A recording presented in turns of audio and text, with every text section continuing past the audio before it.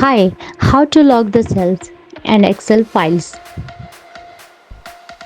Select the cells where you want to enter data. Right click, go to Format Cells. Go to Product. Remove the check box, click OK. Now go to Format. Select the product sheet. Enter password.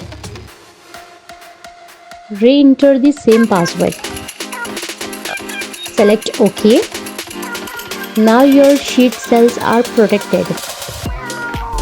Now go to File, click Info, click Protection Workbook, select Encrypt with Password